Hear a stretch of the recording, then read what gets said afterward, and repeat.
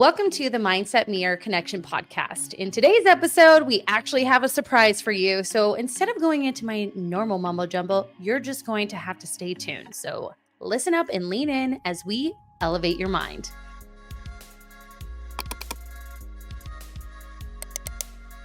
Hey. Hi. You ready? It's a surprise. And scene. And scene. 1, 2, 3. I'm pregnant. She's pregnant.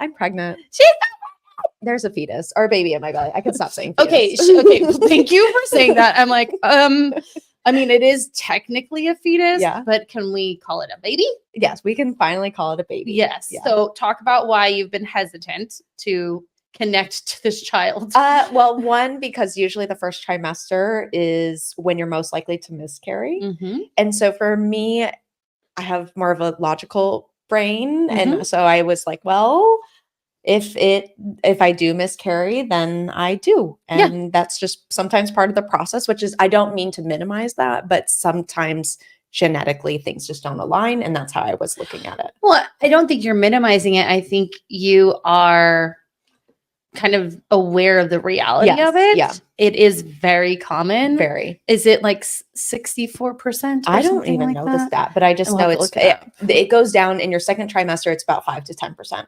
likelihood. Gotcha. So, and everyone is different in their approach to that. Yes. Well, and you also have to consider not necessarily miscarriage, but if the baby's heart rate or the baby's not growing in the first trimester, then that usually indicates maybe it's not very viable long term. Mm-hmm. And so people can do with that information as they may long term, but that was something that I, wanted to be aware of as well too. Right. So like if the heart rate's not on pace to where it should be based on growth, then that's something that Michael and I would have to discuss. So the funny thing about this topic is I'm learning with the audience. Oh, really? I don't know shit. I kind of know. I mean, I'd hope so. You're a postnatal specialist. So I know it's really interesting because I was like, oh yeah, this.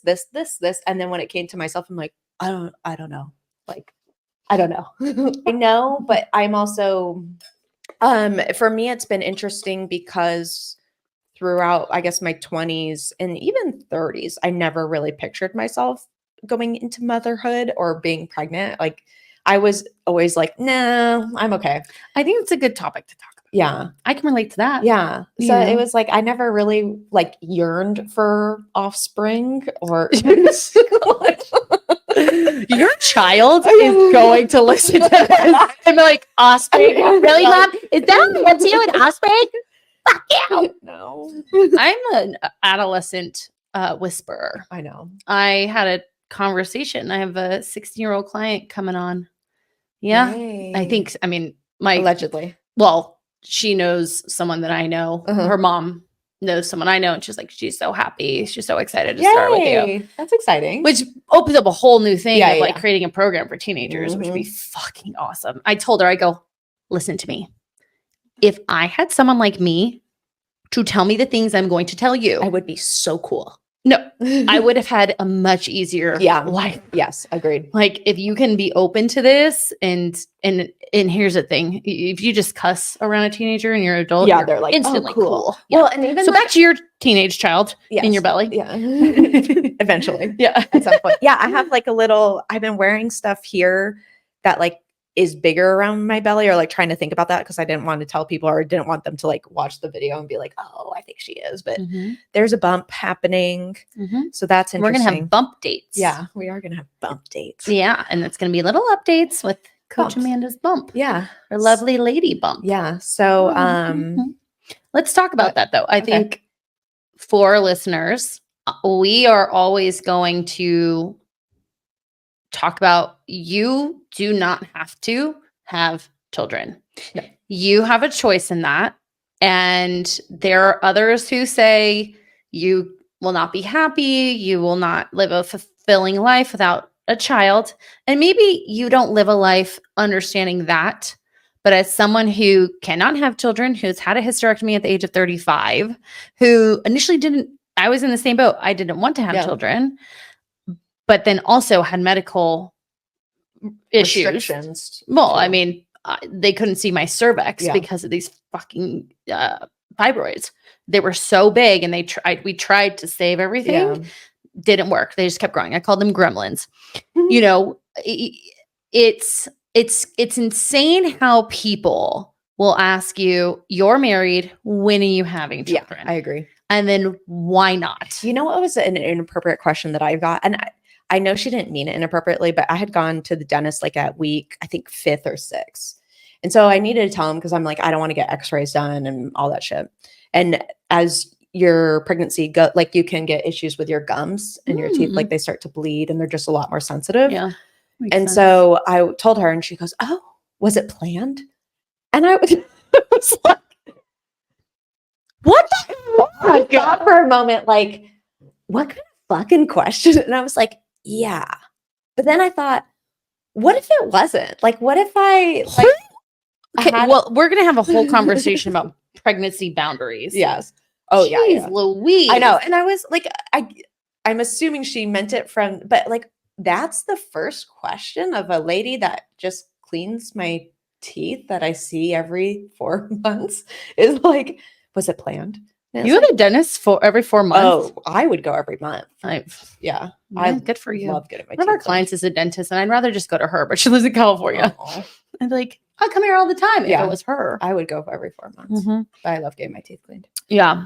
That's annoying. Yeah. Well, I was just, I didn't find it annoying, but I was more off put by it. Like, okay.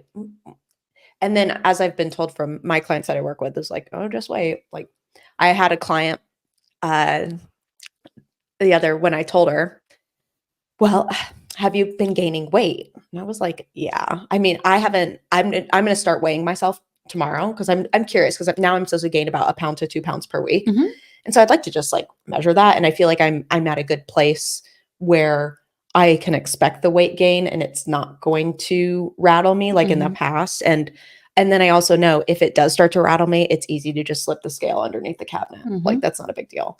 But just for more data, because I like that. And so this client asked me, have you gained weight? And I was like, yeah, of course, but I don't really know how much. He goes, well, I could tell. I just didn't want to say anything. Is this one of our clients? No, this is one of my in-person clients. I was like, you are fired. I was like, okay, thanks. Like, okay. Again, what the actual fuck? Yeah. So this like, I had another client who goes, so I told her and she goes, well, you're going to have to stop strength training. And I was like, that's funny because absolutely not. And she was like, well, you'll have to figure out something. And I was like, again, I'm good. Like, yes. I'll Did anybody watch fucking Sex in the City movie when they told whatever her name is that Charlotte. she could keep running? Yeah. She was just running along. Yeah. She was just fine. Anyway, I always think of that. People say that. Yeah. Charlotte was fine. Yeah, Charlotte was fine. Yeah, I'm fine. And I resonate a lot with Charlotte's tendency. Great. Wait, so who am I? Oh. Samantha or Carrie? Initially I thought Samantha because I just thought of like that outgoing, outspoken kind of blunt personality. So anyway, so you had your doctor's appointment, but yeah, I think it's important for us to like kind of just chat because I know you've been preparing for this. Yes. I mean, since we Last had year. our Christmas party. Even before that. So Christmas was what, 4 months, 5, what are we in May? 5 months ago, essentially. Yeah, we had our holiday party in January. Yeah. And then before that, so Michael and I were talking about trying to have a baby starting in July of last year. Okay. So it even started before that because the recommendation is you should start preparing at least 6 months in advance of trying to conceive. Yeah. Years even better. Before that's even better, obviously. Yeah. But it's something that a lot of people don't know. They think like, oh, I'm ready for the baby. Like, we'll just start trying. Right. And it's like, well, if you want to, you make it harder on yourself, but it makes it easier in the process of you want to make sure you're eating enough. You want to make sure, as we talked about in a different episode, you have enough fat on your body, really. Like we can't be extremely lean, but you also want to make sure you're tracking your cycle. Like if women aren't tracking their cycle, it's going to, you can only get pregnant like 3 out of the 30 days. Right. So if you don't know when those days are and you're just shooting blanks at the wall, trying to figure it out, you're going to think like, oh, I'm not getting pregnant. What's going on? And it's like, honestly, if you don't even know when you're like ovulating, that's probably something that you can easily change and define. Yeah. No, I think that's important because I didn't know that. And obviously this is a health and wellness podcast. And I think it's important, for our listeners to understand, what is now, again, we're not guaranteeing anything. No, yeah, I am not guaranteeing. Like this is again, like Your this story. is what I did. Yeah. And then some of my story has evolved because of the work I do with the client population I work with too. So that was an unforeseen, I'm not religious, but an unforeseen blessing for me and coming from my type of personality. Yeah. Because for me, I'm very, very restrictive in the sense of there's A, B, C, everything has an order, everything has a timestamp, there's a schedule. Everything's very calculated. And probably we'll say even a year ago, there was a huge mental load in my brain because I had these expectations of this is what I was going to do. This is how I was going to turn out. This is going to be like, for example, I thought like, okay, breastfeeding, like I'm going to breastfeed because there's a lot of benefits to it. Right. But after talking to different clients and just working with them and hearing about their experiences, I'm like, if I need to just call it good, I'll call it good. Right. And I'm looking at them like they're fucking fine. Like they're not dead. Their babies are all fine. They're all cute.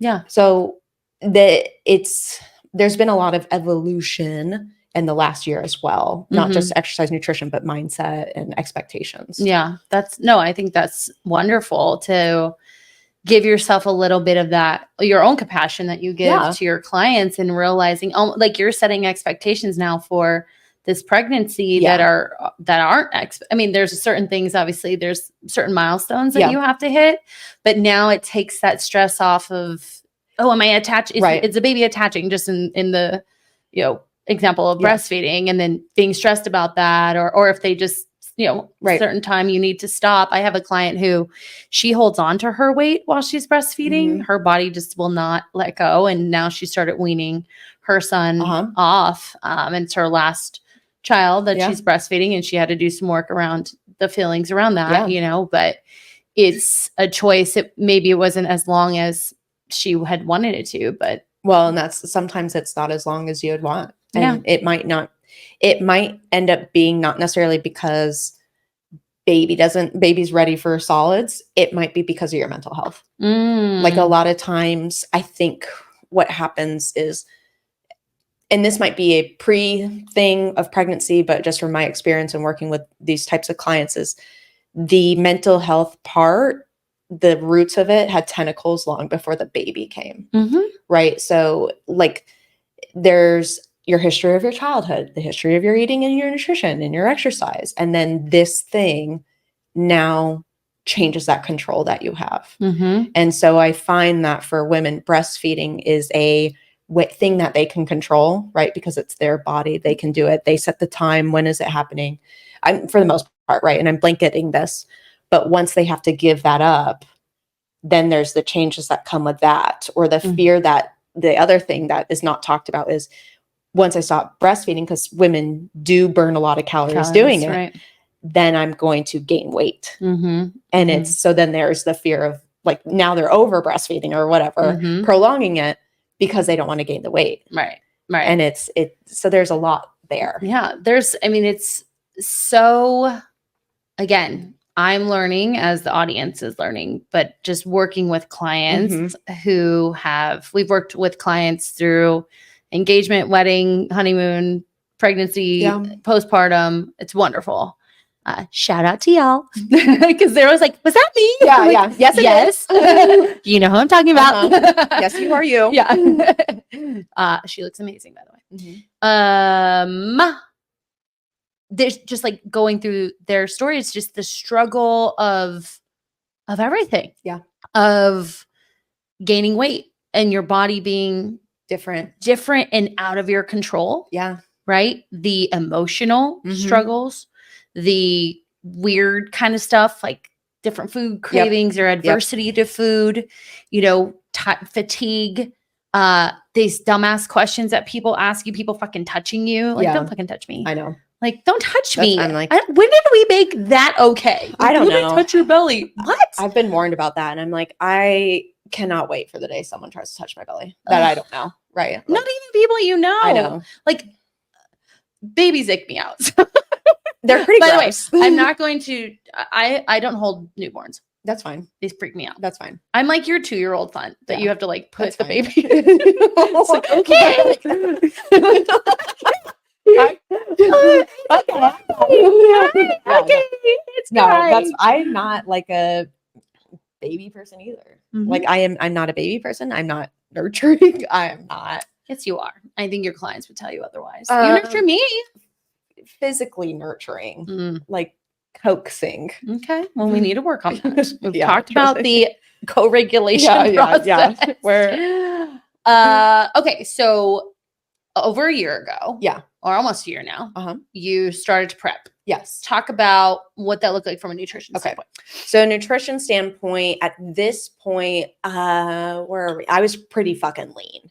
And so I was like, fuck, like I had 6-pack abs. Like she kept doing, my influencer. Yeah. She used to send me pictures. Yeah. My influencer. Yeah. Because she'd have like these massive abs. Yes. And so I looked good, but I knew that was the end of it. Right. Mhm. Like, and at the time I didn't really realize it was the end of it. And that's something that, to be honest, that I had to mourn along the way. Right. Because you have to realize like that body is going to be so unsustainable from this point forward. Mm-hmm. And it's just not even, first of all, it's not even realistic in the next year because I'm going to be pregnant for essentially a year.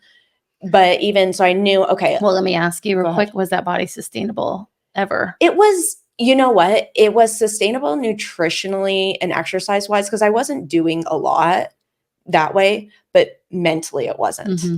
And so at that time, I was like, I know I need to go like into a bulk. I haven't done that before. I know I want to gain some muscle mass. I know I want to like do another cut, but because we're at some point going to go on a trip. And so I went through a bulk, which I utilize as well as feeling uncomfortable in my body. And so I thought of it because that was one of the things I reminded myself of.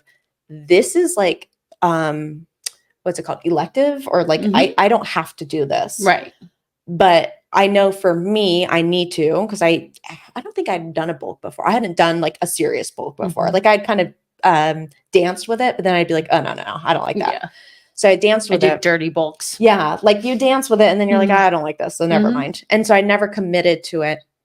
And then so I thought, okay, I need to commit to it because I also need to be able to better coach clients through it as well, right? Because it's very uncomfortable.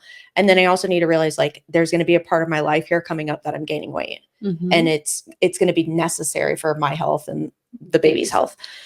So I went through the bulk and I mostly whole natural foods. And that's one of the things with nutrition as well in pregnancy is you want to really focus on whole natural foods.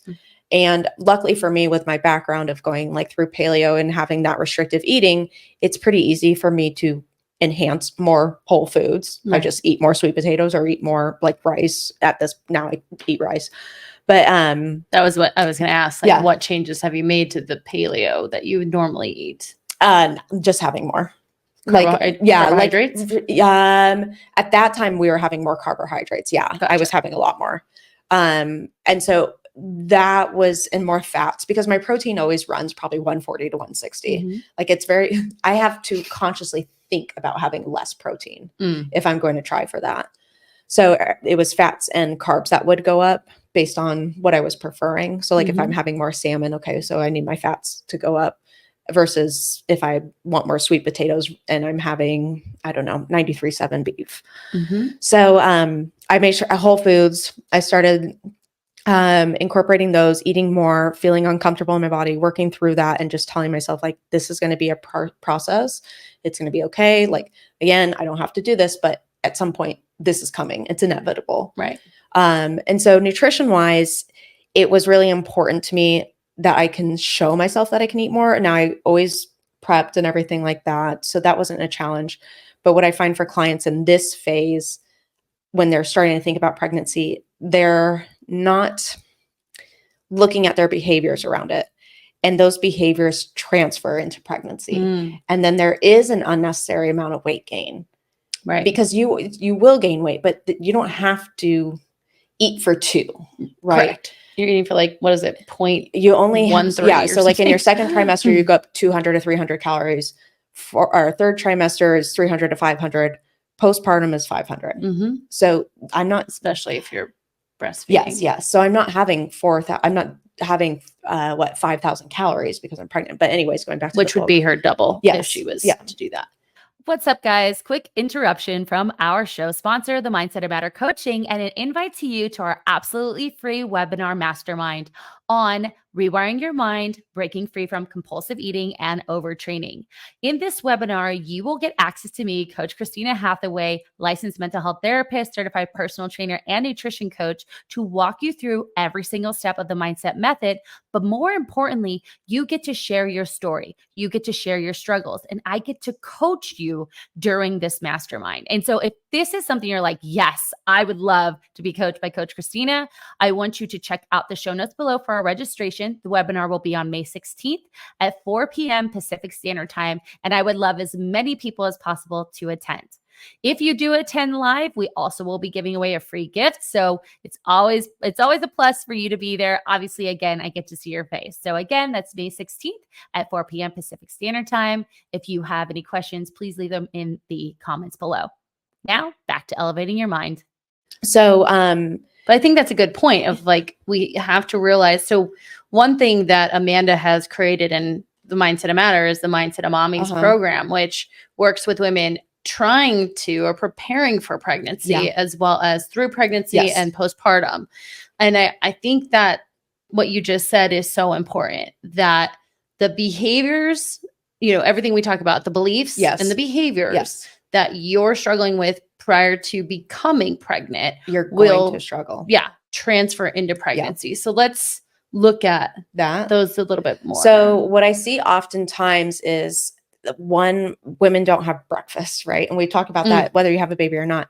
But before pregnancy, they weren't having our breakfast. And now with pregnancy, that's one of the most important meals that you can have, because it helps regulate your blood sugar throughout the day, which in turn helps with preventing or at least mitigating the potential of gestational diabetes. Now, what's really important to know is that when you get the diagnosis of gestational diabetes, most of the time that was something that was pre-diabetes, that was undiagnosed. Interesting. Or red flagged. And either like doctors didn't catch it because we weren't getting blood work done regularly, or we didn't catch it because we weren't assessing our feelings. Like, you can get gestational diabetes even being a lean figure. Oh, of course. But it's something like it's completely, I've seen, helped to avoid. Like, some people just get it. It happens. But in the most part, if you're not having breakfast before you get pregnant, then you need to start. Yeah. And it's a solid foundation for your day. Under eating is a solid thing that most women do. And then they actually a lot of times want to go into a cut, as you and I both know, or weight loss phase prior to getting pregnant. Right. And the reason being, because you're going to gain weight. So I might as well lose the weight, then gain the weight, then lose the weight again. Right. But what you're not understanding is, one, you've probably been in a cut your last 10 years of your life. Correct. Since you've started realizing your nutrition since graduating high school. Two, for some of you. Yeah. There you go. 20 years. So for two, you also need to realize that your body literally needs fats to be able to help. So fats help support your hormones. Your hormones help support egg development. And it's not just you, it's also the male or the sperm, that's wherever that's coming from, is that what they eat and what they surround themselves with environmentally is playing a role on the health of your egg and your sperm. Right. And so when you're taking away those nutrients and going into a weight loss phase before you get pregnant, you're counteracting that. And that was one thing that I was very aware of, like, man, I'd love to lean out like real quickly before I get pregnant, but I don't want to have to gain weight like to get pregnant. I don't want to have to go through this again and be uncomfortable and intentionally gain weight to get pregnant. Right. Because that itself was so uncomfortable. So it was easier for me to negotiate with myself and say, okay, let's just hang out. I'm in a softer body per se than I was a year ago, but it was intentional because I knew if I'm going to get pregnant, I have to be.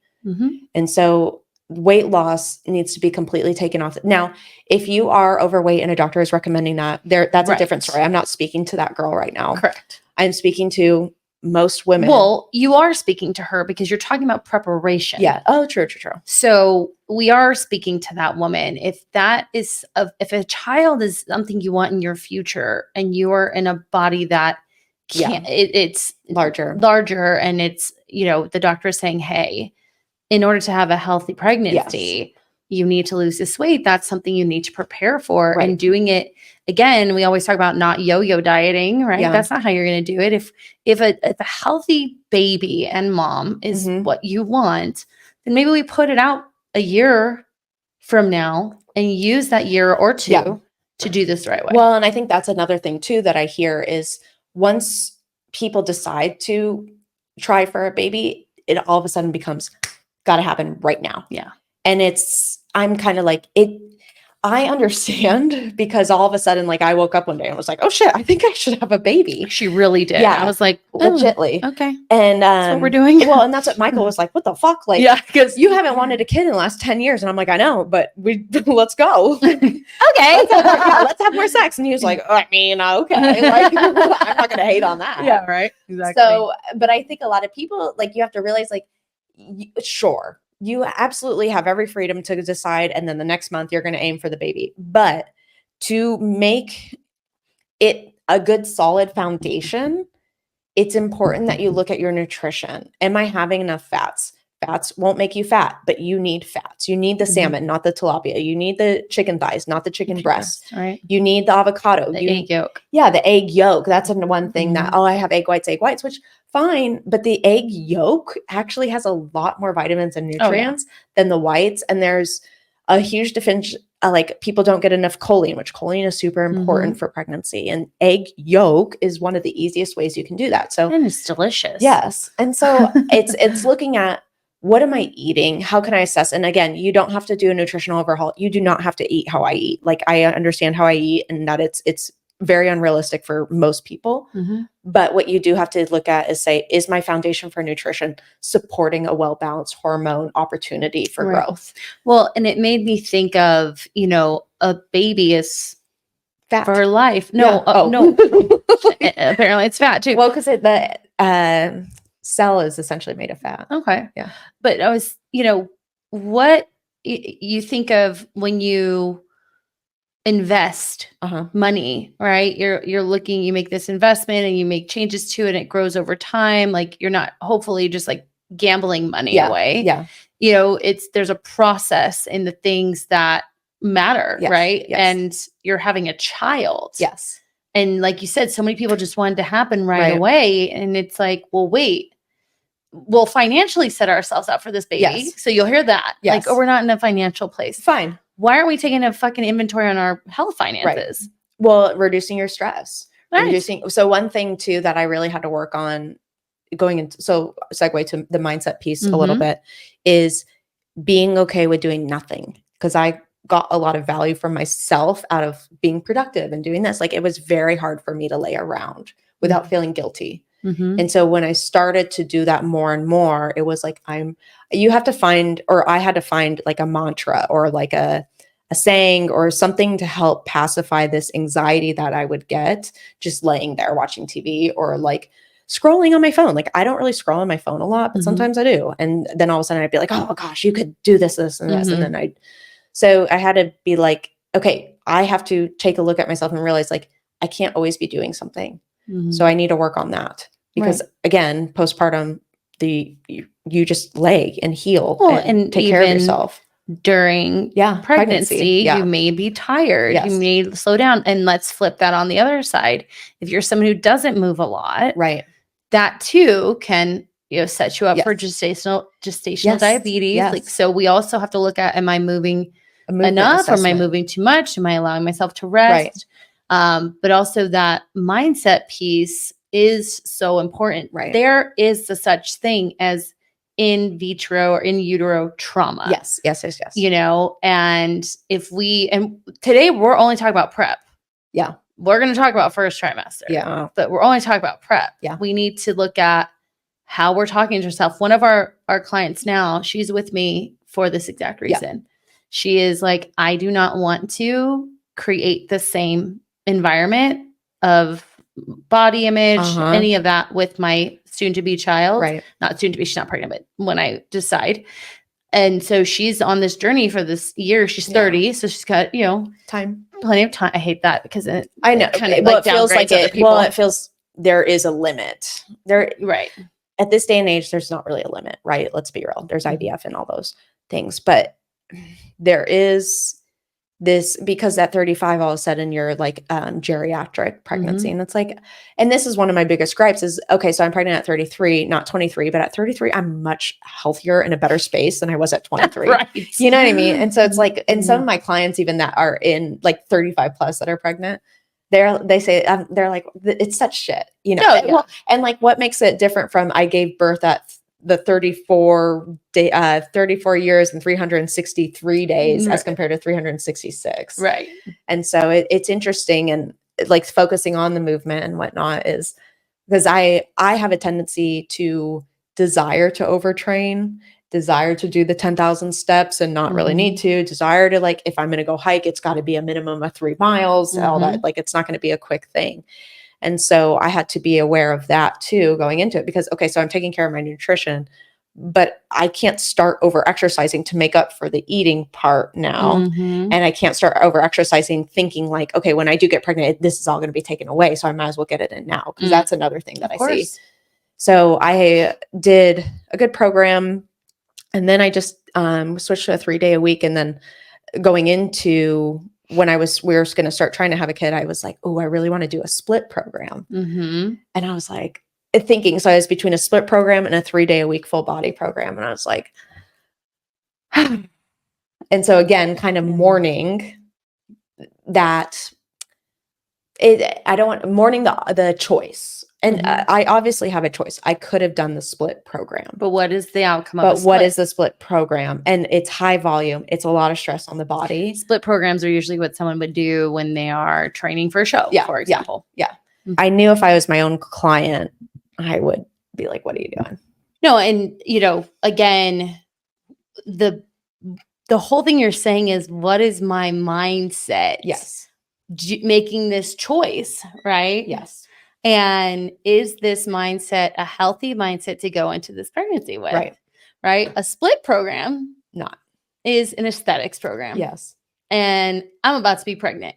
Well, so what are we doing here? Yeah. And I didn't want to do the program, have trouble getting pregnant, and then look back and be like, okay, one of the easiest levers I could pull to influence if this is a problem or not would be that. All right. So again, always looking at kind of like, I don't want to put in the minds of people that like you need to always look at the potential problem, but more so of looking at long-term, what could this mean? What's my trade-off if there's a different route? I think listeners walk away with, how can I make getting pregnant easy? Yes. And also something that is healthy and obviously sustainable. Yes. Now, obviously, the fetus being viable is not what we're talking about here. Right. But what can I do so that I'm going into this in my healthiest self? I can go through it in my healthiest self and come out of it my healthiest self. And that is, again, movement, nutrition, and mental health are all aspects of that, Yeah. And so in regards to how you felt, obviously you started trying. Yeah. Like, what was that process like? Not the sex. I don't need to hear about your sexcapades. Please. So I've been tracking my temperature for use of birth control. I think it's called the Fertility Awareness Method, since 2017. So I've known my patterns and when I'm ovulating for. Will you explain that? Yeah. I should probably do that, because with the hysterectomy, I have a partial hysterectomy, guys. I don't know where I'm at in my cycle. I just have to got a pimple on my chin. So can we talk about when we stop getting pimples? Like, I get pimples and wrinkles. I have one here. And like last week I had a big one there, and I was like, seriously? Pimples and wrinkles. Yeah. The fuck? My hormones aren't even like fluctuating right now. Yeah. Like, okay. Okay. So the fertility awareness method. So of course there's different ways to control getting pregnant. And so for me in 2017, I was starting to like learn a lot about birth control and its potential side effects and realizing that, okay, I'd been on birth control for, I think up until 10 years at that point. And at the time, Michael and I were in a different stage of life. And I thought like, well, if we're going to have kids, like I need to get off birth control. And so, so I got off birth control. And what you do with this method is essentially check your basal body temperature. So your lowest point of temperature every day. And so every morning what I did was I had literally a thermometer that I got off probably Amazon for $7, shove it in my mouth, take my temperature first thing, like as soon as I woke up before I got out of bed. So it takes you 10 seconds. And then I would put it in an app. And so that app over time tracks your trends.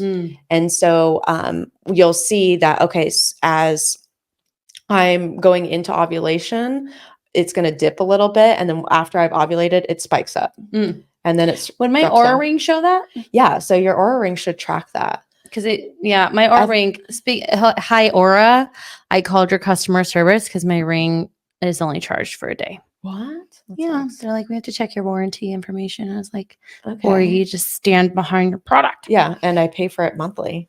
Thank you. That's why I didn't like Whoop anymore. Or one of the reasons why I didn't like Whoop. So you track your temperature. And so you're able to tell when, because again, your cycle should last anywhere from 26 to 35 days. And it varies between women too. That's the other thing that you need to recognize is that your cycle is not 30 days and it might not be 30 days every single month. And so again, the importance of tracking your cycle for conception, because you need to know, like, my ovulation might be a day late. Well, if it's a day late, then I need to change my sex patterns if I'm doing that route. So, I track my temperature. And so I knew when I was I've known when I'm going to be ovulating, for the last 10 years or however long now. Well, not 10, but we'll say 5. So, I used an app at first. I forget what it's called. Fertility Friend. The aesthetics are ugly. It's very basic, but it was great. And that's another thing with clients. They'll ask me like, should I get this? Should I get that? Should I get that? I'm like, you can, but also you could just buy like a $7 thermometer and track it in your phone. Right. And they're like, well, I don't know when it's going to come. It's like, well, the app doesn't know either. It's just guessing until it starts to learn your pattern. Well, by the time it learns your pattern, you could have learned your patterns. Right. So, and it's not as complicated as they make it seem to be. And then a lot of, like, when I first went off birth control, everybody was like, you're going to get pregnant. You're going to get pregnant. You're going to get, and it's like, you can only get pregnant, like, again, 3 to 5 days out of the month. Correct. So if you know when those are coming, or you can guess when they're coming, then there are things that you can do to prevent pregnancy. Correct. So, I highly recommend, like, if you want to pay for the fancier stuff, you can. I just don't really find that's worth it. Like, you're going to be investing so much in your health, in your resources, in your time, in your money, and your exercise, your nursery, your postpartum. Like, there are so many other things that, because some of them cost like $200-$300. Wow. And it's like, or you could just get the temperature thing and track it. Like, there's a book that I forget what it's called, Tracking Your Fertility or something like that. It's a thick book, and I bought it, and it was really helpful. Wow. And so again, you can have the app do it all, but honestly, the app's learning while you're learning too. It takes about 3 months for it to get the cycle down. And then after that, you're good. Mine is, I want to do a Dutch test. Oh yeah. But I have no idea where I'm at in my cycle ever. So I did one of those, and I've had people be like, they're completely, oh yeah, you looked at mine. I don't remember. Yeah, it was weird. Mine came back really weird. Interesting. Yeah. But then I've had people tell me like they're totally fake, or not fake, but like they're not reliable. And then I've had people like swear by them. Oh, I know. So it's like Dr. Becky, what's her face from Mind Pump? Yeah. She's all about it. Yeah. Right? And then I've had people be like, no, they're not doing anything. So yeah, but that's why I got a Dutch test, because I was curious what my hormones were. And it showed my testosterone, progesterone, and estrogen were all super low. All of them. And so I was like, that's odd. How high was your cortisol? Normal. Interesting. It peaked really in the morning, which like a little bit above average, but then throughout the day it dropped way back down. Did they test for pregnenolone? I don't remember. I think so. I don't remember. I'd have to That's look. interesting. So yeah. And so well, you were hypothyroid. yeah. So obviously that affects your hormone. The doctor didn't even bat an eye. She had no idea. She's like, I don't know. Well, yeah, that I don't work with this doctor anymore. Cool. She's like, I don't know. I've never seen anything like that, but it looks like your mitochondria could use some support. And at the time I was taking like 5 other supplements and I was like, I think I'm good. Like, I don't need a mitochondrial support at this point. Yeah, you could have done, what's it called? The peptide. MOD-D. Oh, mitochondrial support. Well, it's like, okay. So, anyway. that's the fertility awareness method. So again, I knew going back into trying to have a baby, I knew, okay, Michael sometimes travels for work or he'll be out of town. And so I knew, okay, these are the days you have to be home and you can, can have sex every day. If you and your partner have sex every day, you can have sex every day. If you and your partner seldom have sex, you can figure it out and time it to a T on your most fertile day. You can have sex. The one that's recommended is doing it every other day because you're more likely to hit the window in that sense. Makes sense. You can also do, like, say you're not super comfortable tracking your cycle. There's LH strips. So essentially, I've tried those. Yeah, you pee on those are, I've heard hit and miss things about those too. So I got some out of curiosity and mine all came back like not spiking or whatever. Yeah. I was like, these aren't working. And for me, I was like, I know I'm fertile because of my cervical fluid, first of all, and my temperature and how I feel. Right. So, like, I know I am, and these aren't telling me that. So I was like, okay, I'm like, that's just one data point. Right. And so to me, again, if you want to use it, like I've had a client who swore by them. She doesn't really track her period, but she can kind of tell. And so that's the way she got pregnant is by using those. So I'm like, oh, it works for some. It doesn't for me. I didn't find any value in it. Gotcha. So if for listeners who are like, okay, I'm in, I want to get pregnant, but I want to make a plan. What would you say are the main takeaways from your conversation? Okay. Main takeaways are, one, you need to invest in professionals. And what I mean by that is you need to see a pelvic floor physical therapist before.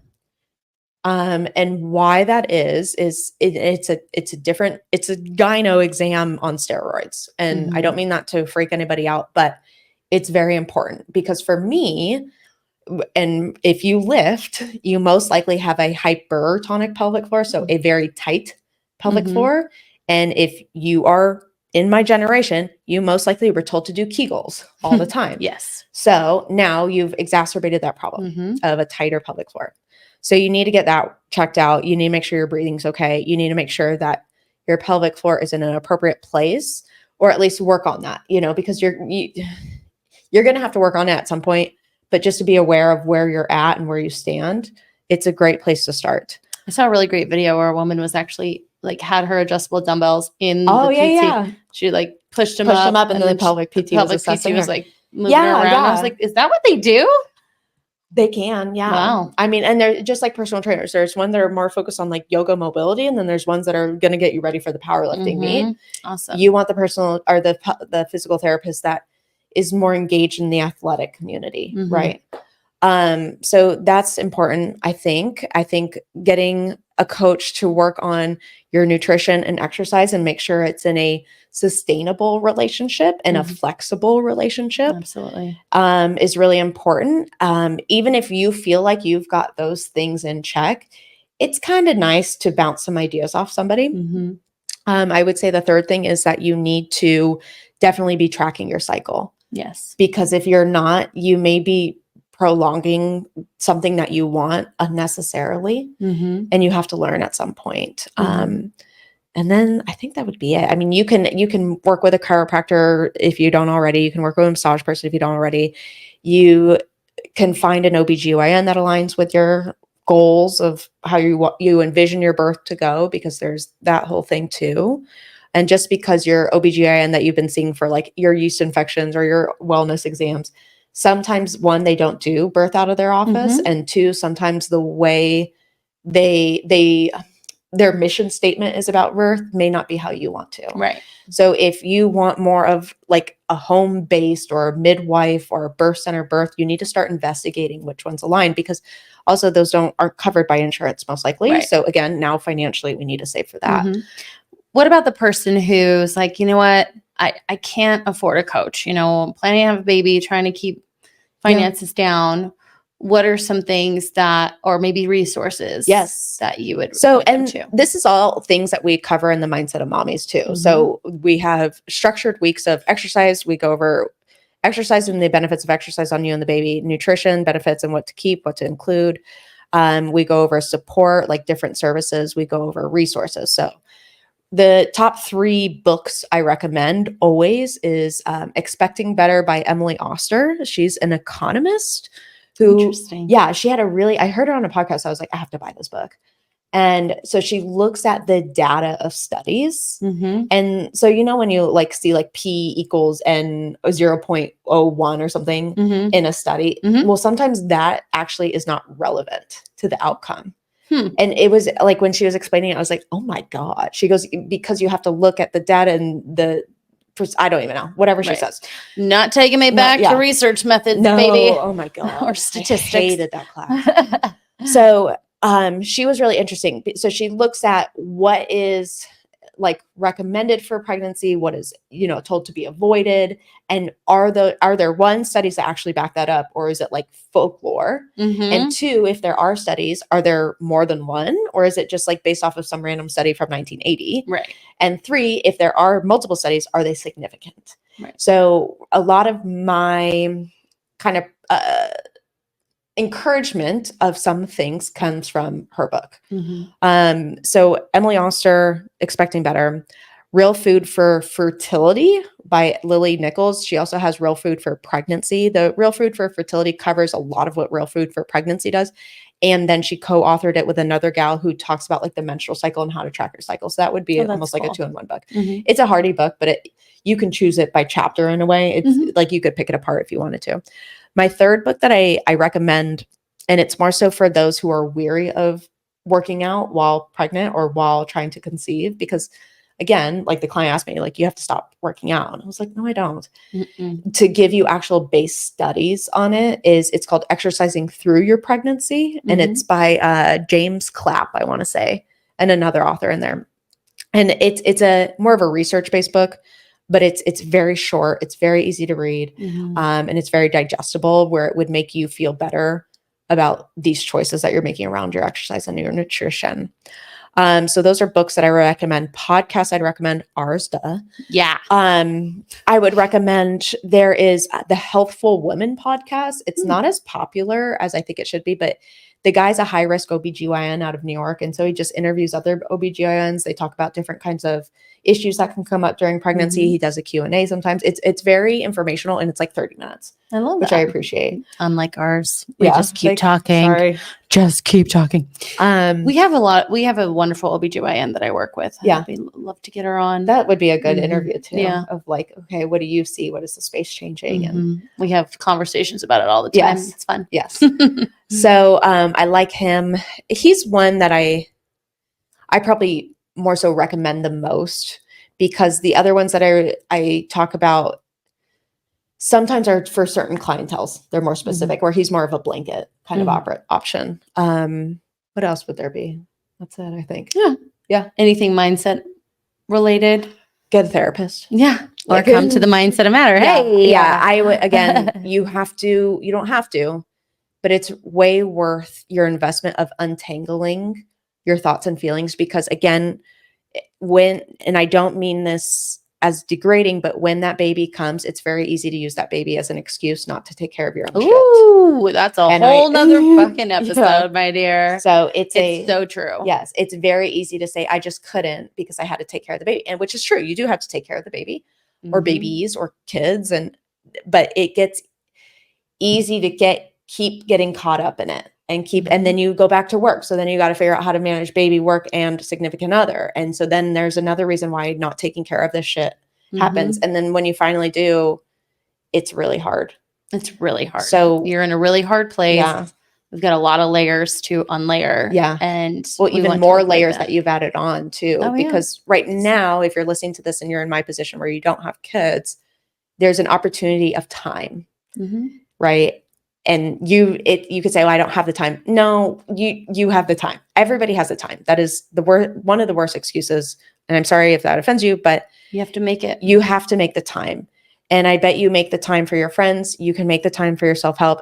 Going back to our last episode, if you're exercising excessively, here's a great time to work on all that shit. Because when you're postpartum, you cannot go back to a 6-day-a-week split training program that you're doing and hitting hard with cardio. Like you're going to end up coming back to rehab if you would have just started with rehab. So I think working mentally through all that, whether it's with a therapist that you've found or with a program like ours, like ideally a program like ours is there for these types of clients, right? Of like blending all of this together, providing you the information that you're seeking, giving you the support, and then walking through that journey with you too.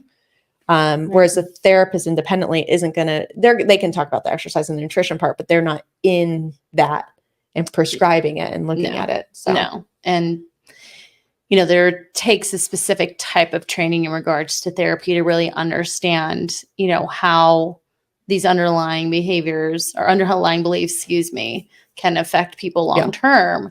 There's what people don't understand is there are different types of modalities when it comes to therapy.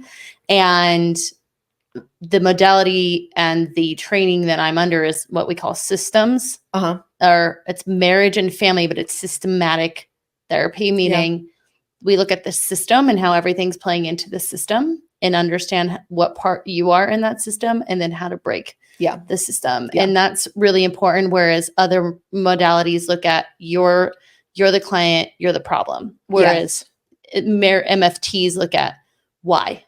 Why are you the person who's struggling with this? What's happening or has happened? And then how can we then you are still the person who has to make the change.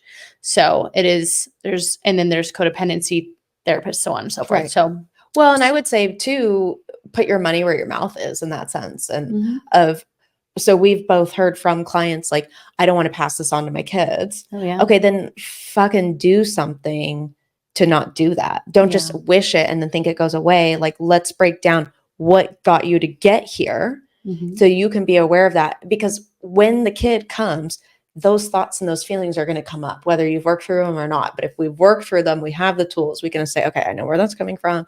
This is what I can do the best I can in this moment. Right. Whereas what I see sometimes is clients who function on more so high anxiety, who haven't really untangled some of that stuff. They then double down on this restrictive, very tight schedule and performance for their child. And it talk as someone who is a neutral person and who talks to all spectrums of parenthood, it looks very exhausting to do it that way and very hard.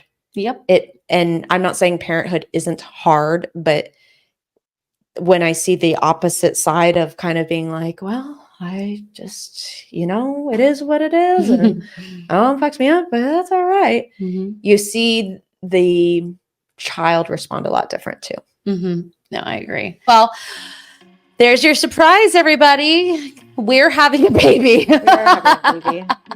We're having a baby. So stay tuned for the bump dates. If you find this information, and I will say Coach Amanda's Instagram is full of information for prenatal, postpartum ladies out there. In her story, she's talking about different books. She has a lot of different tips, as well as in her program, The Mindset of Mommies, which is 90 days, correct? Yes. 8 weeks. 60 days. Oh, 60 days. Yeah. 8 weeks. 4 weeks. 2 months. Yeah. 2 months. It's a 2-month program. 2-month program. She goes through all of this. That's just something that you've created because you believe in it and now you're living it. So that's exciting. So and if then you want I'll do the information next on that cohort in August. Perfect. So we've got time. Yep. Your Instagram? fitbyamanda.az. My Instagram, or the business Instagram, is Mindset of Matter Coaching. You can also find us on YouTube, where you'll see these recordings at the Mindset of Matter, as well as on TikTok as the Mindset of Matter. And again, if you want to jump on a call with us, you want to process some of these things, even if maybe you're like, look, I don't even know what you guys offer, I just want to ask you some questions, you can find the link to our clarity call in the show notes. And I want you to always remember one thing: what you say in the mind, you see in the mirror. Goodbye. Bye. Toodles. Toodles.